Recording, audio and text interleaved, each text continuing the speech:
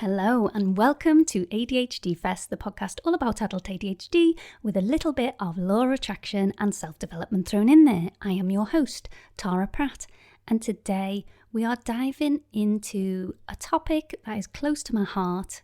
But before we get into that, I want to apologise quickly for last week. There was no pod. You might not have even noticed, who knows, but I wanted to flag it, whether you noticed or not, just to point out that I have ADHD, and sometimes people might look at me and think, how does she do this podcast consistently all the time? How does she have a monthly membership that she does consistently all the time? She sounds like she's got it all together.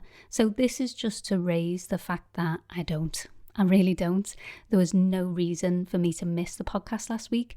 I had a few stressful things happen towards the end of the week, but normally I record on a Monday, because I know what I'm like, and if I leave it last minute, I just won't do it.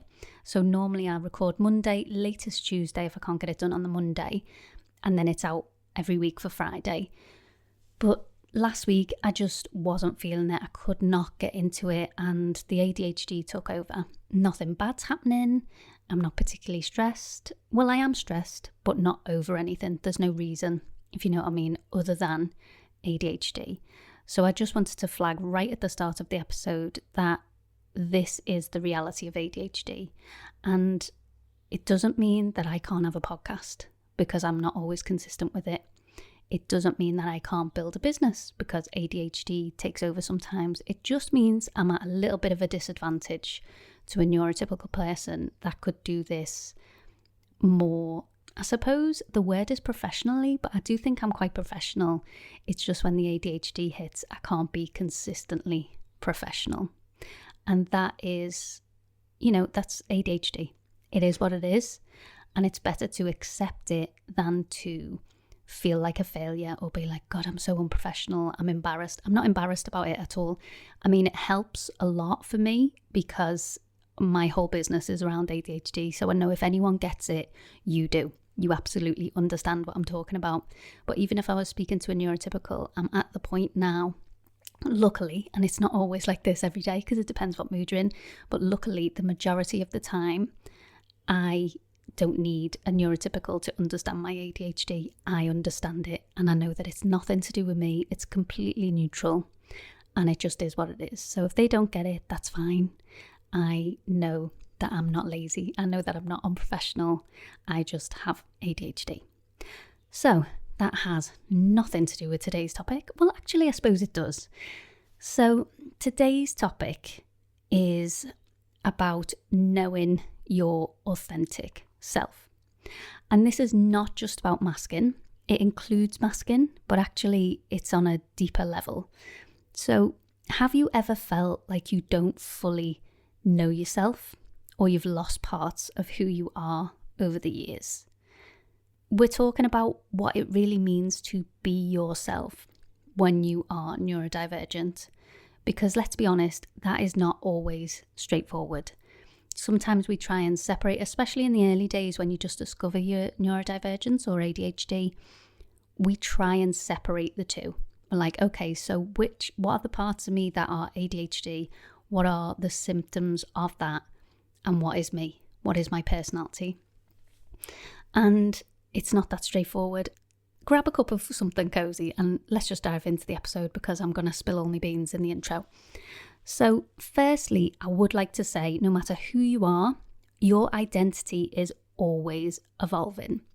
One of the biggest things to understand is that being yourself, in quotes, like everyone likes to say, just be yourself. It isn't a fixed destination.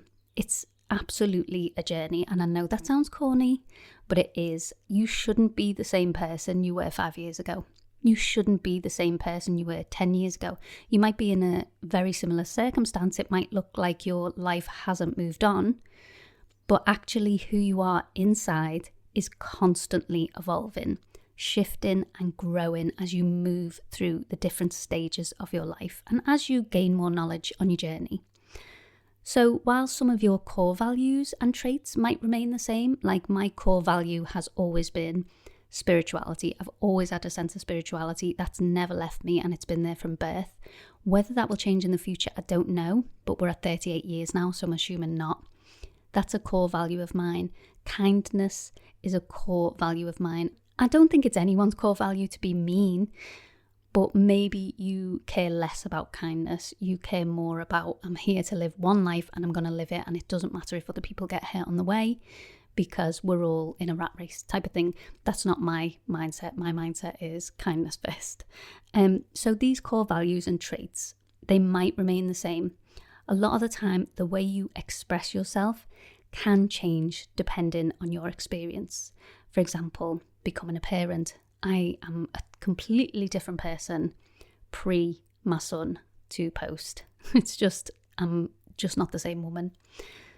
And for many of us with ADHD, the journey can feel even more complex than your standard neurotypical because we've spent so much time trying to adapt to the world around us, particularly if you're late diagnosed. We lose parts of ourselves. We lose ourselves through rejection sensitivity and big life changes like parenthood, like grief, big life changes. And a huge part of rejection sensitivity is feeling judged, also feeling misunderstood or left out. It can actually be physically painful. So what do? We adapt, we shapeshift, we start behaving in ways that keep us accepted and safe. And to be honest, a lot of times we do this completely subconsciously. We do it in childhood. It's natural to want to fit in, no matter who you are. The thing is, if you're neurotypical, it's easier to fit in with the majority who are also neurotypical. If you're neurodivergent, you have to change your core self a lot more and mask a lot more to fit in. And so we do this as a coping mechanism when we grow up, and we are people pleasers as well. We hear a lot of criticism. I can't remember the statistics now, but it's a famous statistic. Just Google it. The percentage of criticism that a neurodivergent child hears growing up is significantly higher than the neurotypical. And on top of that, we're very sensitive to criticism because of the RSD. And so we become people pleasers, and we can also become codependent. And although I'm not a psychologist and I'm not going to go into the larger description of these things, it essentially means that we give up a part of ourselves and we fill that emptiness with other people.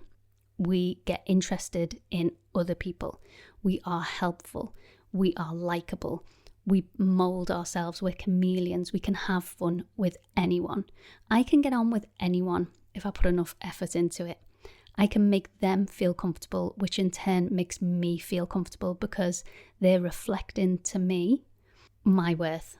Or at least that's how it used to be. I'm not like that anymore, luckily, after a lot of work on myself.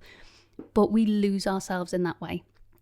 And then if you become a parent, as I said, wow, your identity takes another hit. You shift into parent mode, prioritizing your children, your family, and the routines that keep everything running. And somewhere along the way, you can lose track of the things that made you, you. This happened to me really, really badly after I had Theo. I think I was completely undiagnosed before I had him. I had no idea that I was ADHD. And when I had him, I suddenly had a load of responsibilities that I did not have before. I had a very free life before him. I was a performer, so I didn't even have a 9-to-5. And to be honest, in the creative world, in creative businesses, you find yourself surrounded probably by a lot of neurodivergent people. So I never really felt out of place career-wise. I just had quite a charmed life. My parents were performers as well, so there was no pressure from them. I did people please a lot with the people around me, but responsibility-wise, it just wasn't really there. So when I had him, it was a shock to the system, and I found it very hard to cope. But I had this idea in my mind that I wanted to be the best mum ever. Like, I loved him so much. I wanted to do my best. So what I decided to do was just put everything else in my life on the back burner, apart from being Theo's mum.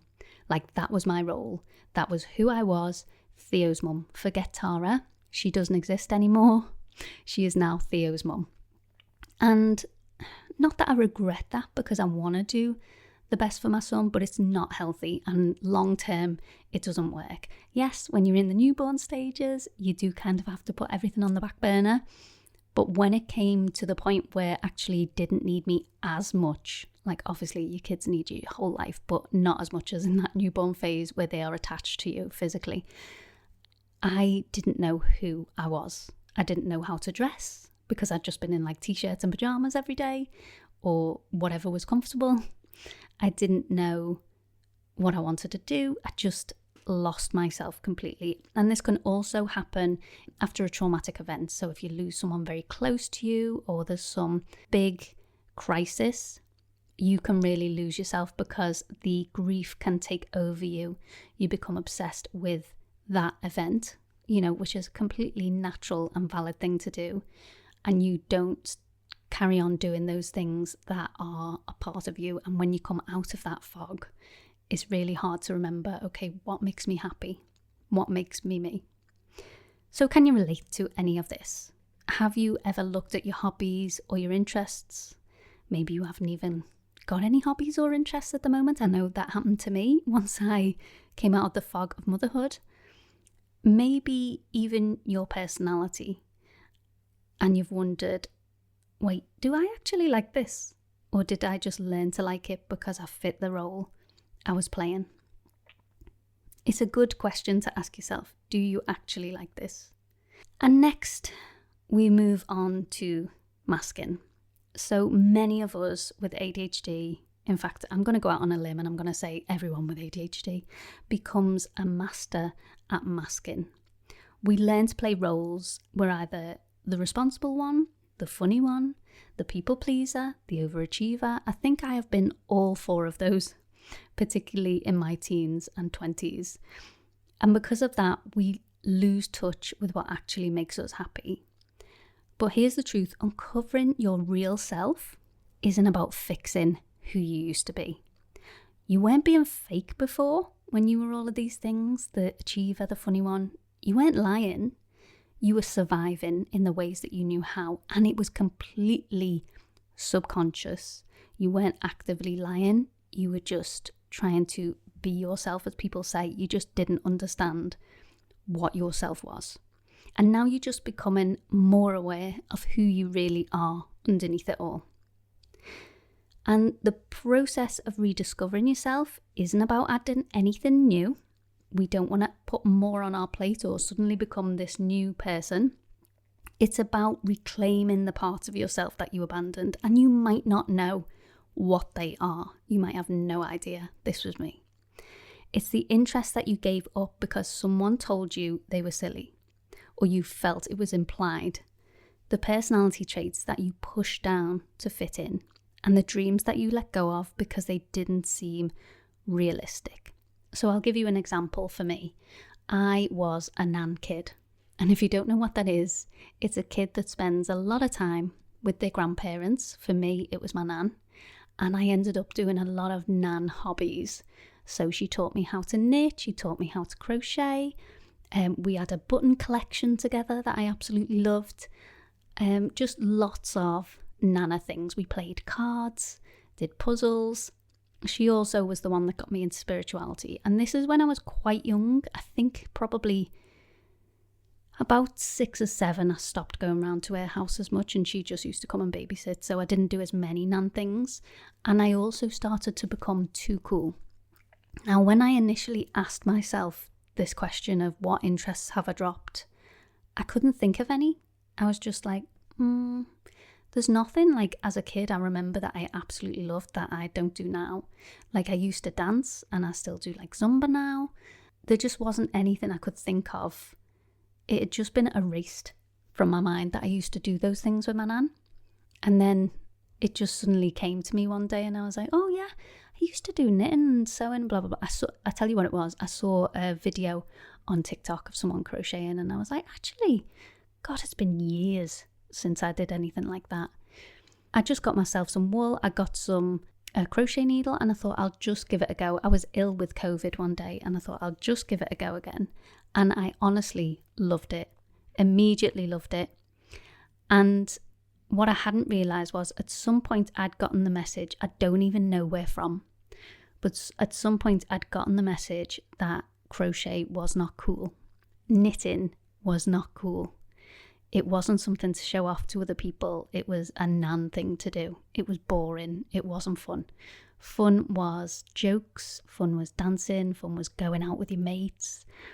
And at some point I'd just gotten the message that it wasn't a cool hobby to have. And to be honest, when I got the wool, I kind of hid it from my husband, which was it's so weird now.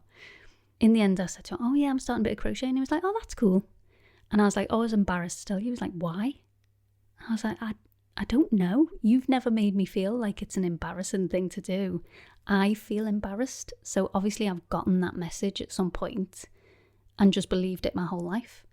It turns out now I've started all those hobbies again. I absolutely love them. And I've found friends that do the exact same thing and they're pretty cool people. So it's absolutely a cool thing to do. But I had this limiting belief running over and over in my head that was boring. They were boring. I don't enjoy them. They're not fun. And now that I do them, I allowed myself to start exploring those things again. It's really built this sense of self. I know that sounds silly, just a hobby, but it does. The more you allow yourself to start exploring these parts again and questioning the identities placed on you by other people or society, the more you give yourself permission to change and grow without feeling guilty about it. So, being yourself with ADHD, it's an ongoing journey. It's not about waking up one day with a perfectly clear sense of identity. It's about allowing yourself to be in the process. And as we said at the start of this episode, your identity is always evolving anyway. So you're not going to come at this final destination of, oh, that's who I am. It's just a sense of self. That's all I can tell you. I have slowly but surely worked on my sense of self, my self-esteem and my self-worth. And only by allowing myself to explore the things that I like, even foods, anything, just being open, trying stuff, maybe something that I've tried before and was put off in the past. Like that's the first clue, is look into your past and things you enjoyed as a child. But if you've got no clues and you can't remember like I did, just start trying things that you wouldn't normally try.